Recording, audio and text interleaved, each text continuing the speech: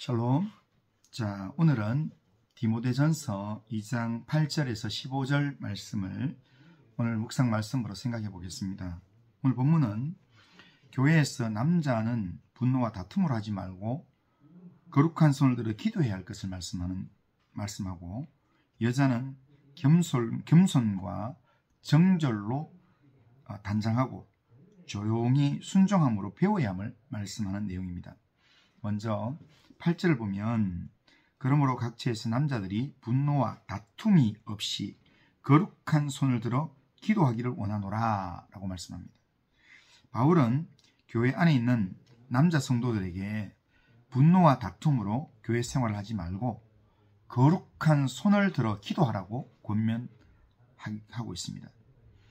이것은 첫 번째, 쓸데없는 논쟁으로 싸움과 분란을 일으키지 말라라는 그런 의미이고, 둘째, 앞에서 언급한 바와 같이 권세 있는 자들의 핍박에 분노와 다툼으로 대항하지 말라라는 그런 의미이기도 합니다. 오히려 그런 상황에서 거룩한 손을 들고 기도하라는 것입니다. 이것이 하나님의 뜻이고 하나님께서 기뻐 받으실 만한 일이라는 겁니다. 에베소 교회의 어떤 남자들은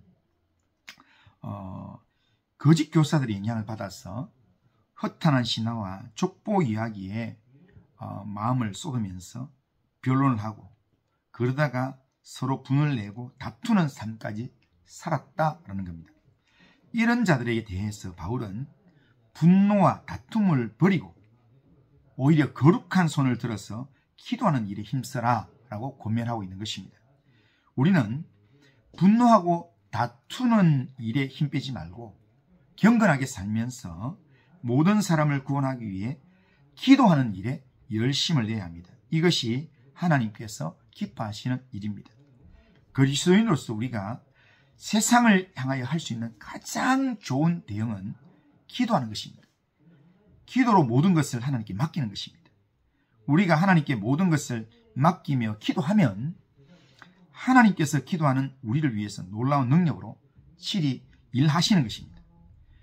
기도의 거룩한 손을 날마다 들고 하나님께 나아가길 바랍니다. 남자들이 특히 기도의 거룩한 손을 들고 하나님께 나아가야 되고, 남자들만 그런 게 아니라 이거는 기도 잘 안 하는 남자들에 대한 이야기니까 남자나 여자나 모두가 거룩한 손을 들고 하나님께 나아가서 모든 일을 하나님께 의탁하는 믿음의 삶을 살아야 될 줄로 믿습니다. 다음은 여자들에 대한 권면입니다. 9절을 보면, 또 이와 같이 여자들도 단정하게 옷을 입으며 소박함과 정절로서 자기를 단장하고 따은 머리와 금이나 진주나 값진 옷으로 하지 말고, 이렇게 얘기합니다. 교회의 여자들에게 주는 권면인데, 그 첫 번째 권면은 단정하게 차려입고 겸손의 소박함과 정절로서 자기를 단장하라라는 것입니다. 남자들이 교회에서 세상 지식을 자랑하기 위해서 쓸데없는 논쟁을 일으켜서는 안 되는 것처럼, 여자들 역시도 교회에서 자기 외모를 자랑하기 위해서 온갖 것으로 단장해서는 안 된다라는 의미입니다. 겸손하고 소박하면서도 단정하게 차려입고 겉 모양보다는 마음의 겸손의 소박함과 정절로 단장하는 것이 주님을 믿는 여자로서 합당한 일이다라는 말씀입니다.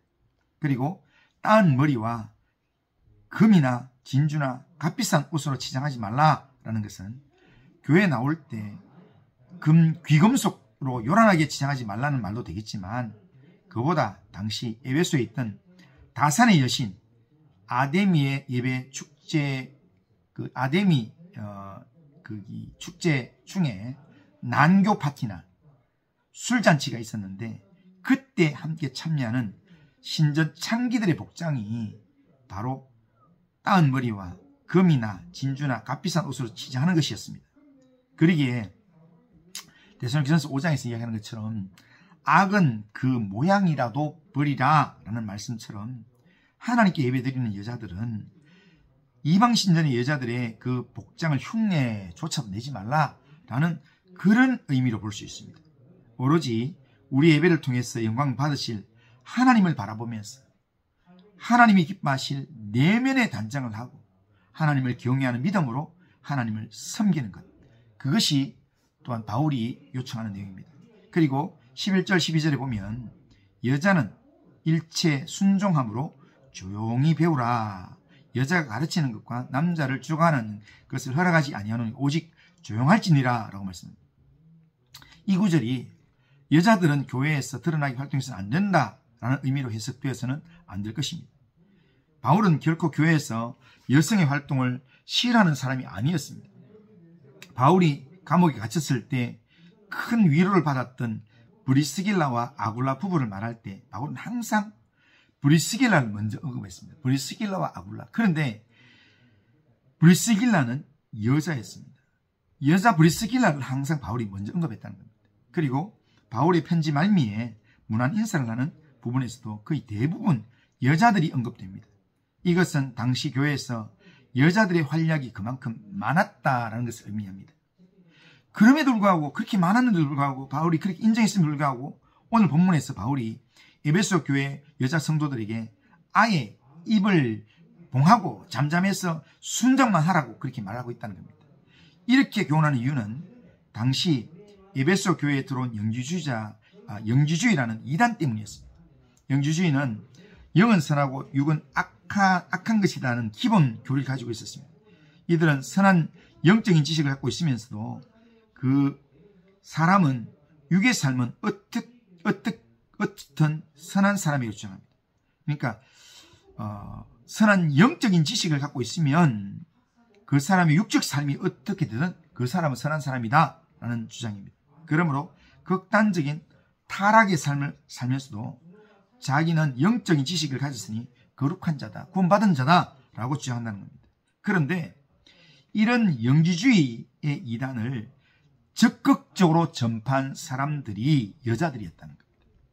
이미 에베소 교회 안에도 이런 일들이 확산될 조짐이 보이니까 바울이 에베소 교회 여자들 향해서 교회에서 입을 봉하고 조용히 있으라, 남자들 가르쳐들려 하지 말라라고 그렇게 말한 것입니다.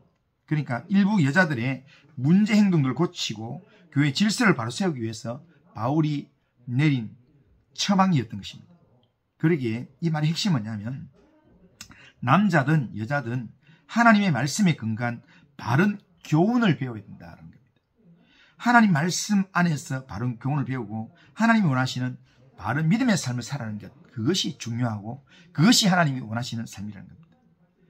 영지주의가 그렇게 극단적으로 타락한 모습을 보이는 사람들이 많았던 반면에 영지주의의 또 다른 일파는 극단적인 금욕주의를 주장했습니다.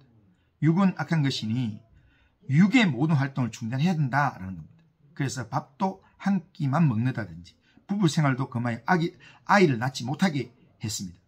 이에 대해서 바울은 결혼한 부부가 말씀 안에서 아이를 낳아 기르는 것으로도 구원을 받는다라는 것을 이야기합니다. 15절 보면 그러나 여자들이 만일 정숙함으로써 믿음과 사랑과 거룩함에 거하면 그의 해산함으로 구원을 얻으리라 라고 말합니다. 그러니까 중요한 것은 정숙함으로 믿음과 사랑과 거룩함에 거하는 것이 중요하다는 겁니다. 그러니까 구원을 얻는 것은 정숙함으로 믿음과 사랑과 거룩함에 거하는 삶이라는 말씀입니다.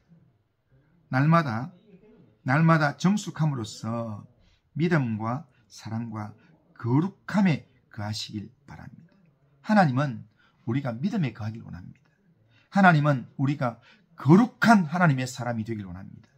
이 하나님의 말씀 앞에서 남자들은 거룩한 손을 들어 기도하기를 힘쓰고, 또한 여자들은 내면을 단장하면서 하나님께서 원하시는 믿음과 사랑과 거룩함에 거하는 그런 믿음의 삶을 살기 위해서 영적으로 몸부림치는 우리 모든 성도님들 다 되시길 바랍니다. 오늘도 주를 의지하는 믿음으로 이 하루를 살아가길 바랍니다. 기도하겠습니다. 그러하신 하나님 아버지, 우리의 삶 가운데 아무 쓸모없는 다툼이나 논쟁거리로 시간 낭비하지 않게 하시고, 오로지 하나님을 의지하는 믿음으로, 오로지 하나님 앞에 거룩한 손을 두고 기도하는 삶을 살게 하시고, 외적인 단장이 아니라 하나님 내면적인 믿음의 단장으로 하나님을 기쁘시게 하고 하나님을 예배하고 하나님을 의지하는 그런 믿음의 삶을 살 수 있도록 인도하여 주시옵소서.